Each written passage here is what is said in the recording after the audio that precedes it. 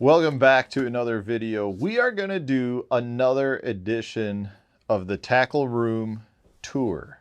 We did one episode not too long ago, and if you didn't see the first episode, what I do, is I let Hank and Duke pick baits from the tackle room. Could be anywhere in the tackle room, and they bring them to me, and I explain why I have them here, because I get a lot of viewers that ask me specifically, is this actually stuff I use, or is this just stuff I've got hanging on the wall to make it look like I have a bunch of tackle? And the truth is, it's a little bit about both. You know, I've got a lot of stuff here that I need as replacements because I use almost every time on the water.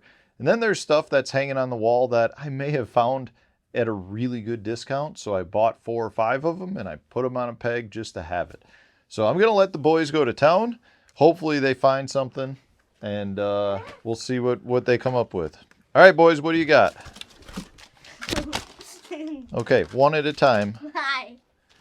So I mic'd up Duke this time, because last time Hank got mic'd up, and I thought it was only fair to put Duke on the microphone. So this is the Fish Lab. This is the salamander that they have. It's a pretty cool little bait. It's actually called the Slamamander. I call it the salamander. I've talked about this on the channel before. This is something that I got not too long ago, a little while ago, but it is something that I use. I can't say I use it on a regular basis. I have a handful of packs on these on the wall. I like them on a Carolina rig. So if I'm going to be looking at going to a place like a ledge lake, I generally will grab these and bring them with me.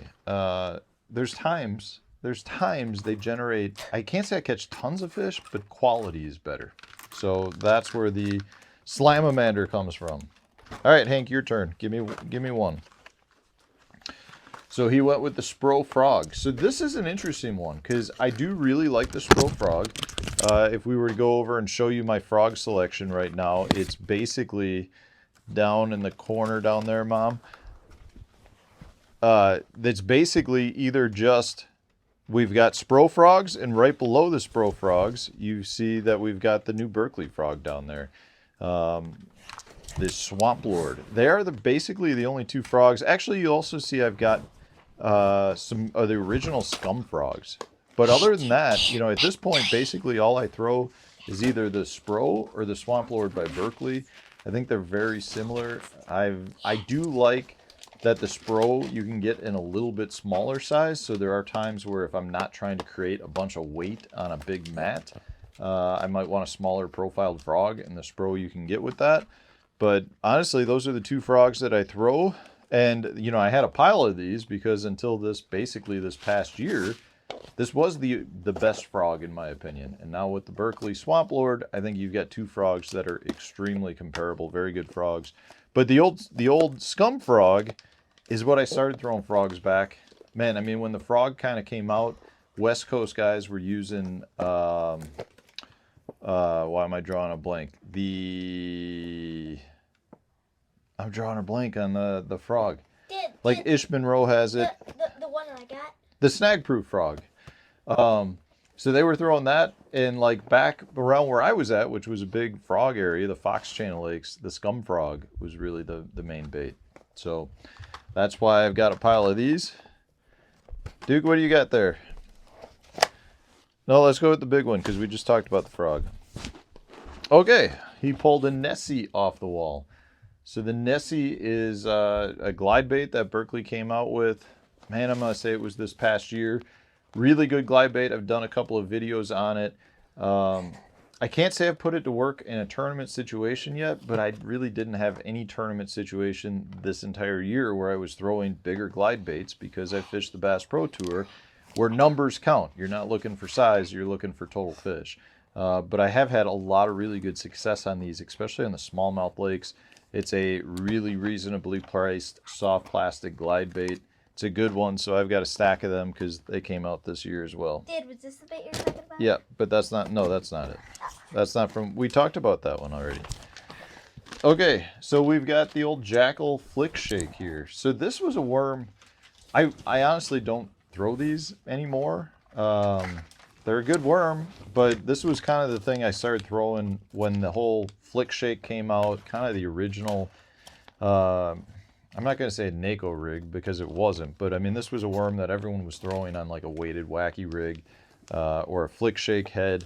Catches a pile of fish. I have really nothing wrong with it. I just kind of moved away and started throwing some other style of worms. I've really just kind of gone back to throwing more of your soft stick bait style. Like the Max Scent General is hard for me to beat. So if I'm picking up a bait where I want to throw a weighted wacky rig, I'm generally throwing that Max Scent General versus a smaller, skinnier worm like this. But there was a while, I'm trying to think, there was one Forest Wood Cup I fished on Lake Murray. I think it was the first time I was there, 2016-ish, where, you know, I was throwing, I threw this quite a bit that entire season. All right, Duke, you got another bait off the wall? No. We already did that last one. Okay. So Hank pulled the Booyah. This is the Booyah Hard Knocker off the wall. So I've got a handful of these because I bought them at a very good discounted rate. I am a diehard. When it comes to lipless crankbaits, I've got 3 or 4 that I throw. One of those, and potentially my favorite from a tournament situation, is the old discontinued Excalibur XRK50 or the XR50 series. I've got a whole collection of them up over there. When I heard they were discontinued, I bought them out completely. I mean, you can see I've got rows. This is all the 100 size up here. This is the 75 size. And then this row, and half of this row, and half of this row are all XR25s to the XR100 size. They're just great. They're great. So when Booyah supposedly bought the mold, I was like, well, I'm going to try these because everyone says they're the exact same. I don't really think they are the exact same. And honestly, if you put them on a scale, this one, or well, this is the 1/4 ounce size, but if you weigh the 1/2 ounce size, it comes in at a 1/2 ounce. If you grab the old XRK50, it says 5/8, and when you weigh it, it comes in at 5/8. So they can say it's the exact same. I haven't had the luck on it. I bought a handful of these because I found them at a really good clearance. They were like $2 each. I bought a pile of them thinking, you know what? You know, I'll give them a try, see how they work. They catch fish. I haven't had an issue with them. I don't think they're as good. But one of the things I love to do, and you've seen on my channel, is fish like rapids and really fast moving rocky water with lipless crankbaits. So it's nice to have a bunch of them that I got for $2. So I will use these occasionally in that situation. You want to put that one back? All right, Duke, what do you got? Wherever yeah, it's right there. Oh, yeah. Duke pulled up the old jig and shad wrap, the Rapala jig and shad wrap. I've got a bunch of these. They definitely have a time and a place. You know, the jig and wraps kind of came out as an ice fishing thing, but they're really good for open water. You can catch panfish all the way up to walleye. I do like to use them in a couple of situations. If I'm fishing really late season smallmouth, cold water situations, they're in their wintering areas, it's a good bait to get down to those areas. You catch some fish doing that. The other is if you're on spotted bass lakes and you're, you know, seeing fish that are down deep, this is a really good bait to throw at them too from that standpoint. I've had some good days using it on like Smith Lake, Lake Lanier. I caught a bunch of fish. So I got a pile of these. And this is another one that, at least if you live where I do, you can generally find these on pretty good clearance. As you can see, that one at the bottom says $2.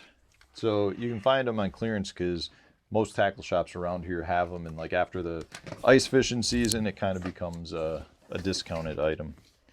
You got another one, Duke? Duke pulled the Money Badger off the wall. So the Money Badger, another new crankbait, came out, not this season, the season before, by Berkley. Wide wobbling crankbait. It's one that I have had a ton of success with. I really like it.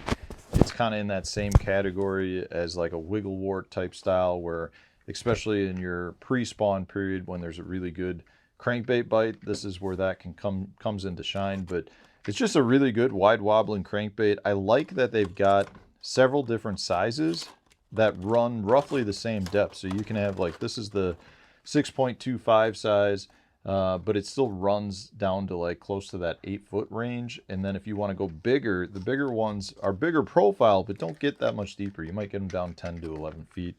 really good bait. Have had a ton of success, not just for smallmouth on my local river, but I've caught a ton of walleye on it too. Done a lot of videos on the money badger. You guys know that this is one that I really like. All right, Duke, what else you got? I don't know. We must have lost Hank to the football game, huh?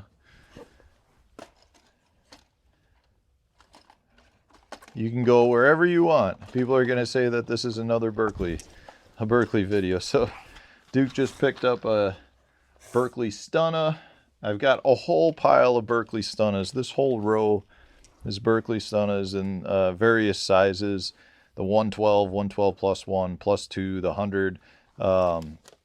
It's a great bait. Yeah, everyone's like, well, you only talk about it because you're sponsored. And they're going to say the same thing about Tackle Room. You got so much Berkeley stuff. The fact is, I love to use Berkeley stuff. If I think it's, and let me clarify that.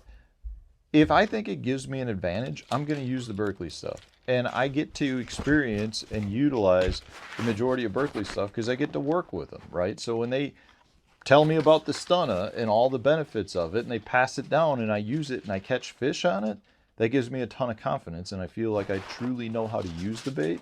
So I think it's only obvious that, you know, I'm going to probably have a lot of Berkeley stuff in my room because they are a sponsor, but I'm a diehard Berkeley fan. I've been using their stuff since I was 7 years old. So, and the Berkeley stunner is one of the best jerk baits that's made. It's a slow sinking jerk bait. The 112 plus 1 plus 2, they'll get you down a little bit deeper than most other deeper diving jerk baits. And if you want to let it sink, you can let it sink and it'll get all the way down to the bottom. Now they got the 100 size and a couple of various sizes, or diving bill sizes with that. Great jerk bait. Okay. So the boys again they're apparently in the Berkeley corner. This is the Berkeley Dredger. Now the Dredger is a crankbait that's been out. It was out for quite some time now. I got to say this is probably not one of my go-to Berkeley baits. I definitely like it. I like the smaller sizes, like the 10.5. I like the bigger ones too because they dive so deep, and I've caught a bunch of fish on it. But the reality is, I'm just not a huge deep diving crankbait guy. I know it's something I feel like I need to add to my arsenal more, but again, it seems like now with forward-facing sonar, the crankbait has really gone kind of away. And you know, the dredgers, this 10.5 is a good one. I can't say it's my go-to if I'm going to be throwing something that dives in the 10-foot range. Okay, so this is a Berkeley bunker hog. So along those same lines, the bunker hog is not necessarily a bait that I throw much. This is actually Hank's bait. This is a pack that you bought. Oh yeah. Yeah. But See? you use them more. No, you think that this is a creature hog. I like the creature hog. Bunker hog is a power bait line. A little bit similar to creature hog, a little bit thinner, a little bit longer. Works well as well. I just like the creature hog in the max scent formula. But this is how much tackle Hank has, and he doesn't even know it. He's got tackle boxes lined up down there that are full of, you guys would see it. I think I've showed it on the channel before. It's just plastics overflowing. And Mama behind the camera is shaking her head because she knows it. But the bunker hog is good. It's just not... When I throw the pit boss and the creature hog, the bunker has never really worked its way into my rotation. Okay, last one, Duke. What do we got? Okay, so this is an interesting one. So this is the Megabass Smolt Live X. I can't really tell you much at all about this bait. I have a handful of them because I think it's a very cool looking little bait. And the reality is, I had a buddy that had an online store and he closed his doors or website, and it was specialized in Megabass stuff, and I bought, I don't recall the exact number, it was probably 1,000 baits. This was years ago. I don't know, 15 years ago probably. But back then I was looking to make a little side cash. He closed his doors. He sold me the whole lot of them for pennies, literally pennies. Well, pennies on the dollar, let's put it that way. So I bought them all, and with that, there were probably, I don't know, there's probably 3 or 4 of these, and I feel like these would be pretty good in some situations when the fish are feeding on little Let's see if I can get it. Little emerald shiners on the river here, but I've never thrown one. But I have 3 or 4 of them, and that just has to do with the collection. And that's why I've actually got a lot of random Megabass stuff, because there were things that I was like, oh, I'm gonna keep this for myself. I have a problem buying a lot of tackle, and in a lot of instances, I don't even ever get around to trying it, and this is one of those. Kind of makes me feel bad to say that, but I do think there's a time or a place for this. I'll catch some fish on this eventually. What do you think, Duke? You like that one? Should we try it sometime? Get the head nod. Not much coming out of Duke. We told him that everything he said would be on the video, and I think he took that to heart, and he's tight-lipped. So, thanks for tuning in, guys. This was edition 2. Maybe next time I'll get him to try to go on the other side of the room to get a few things. Anyways, thanks for watching. Hopefully you enjoyed it. If you did, hit the like button. Subscribe to the channel. Otherwise, stay tuned. We'll have a new video coming out tomorrow.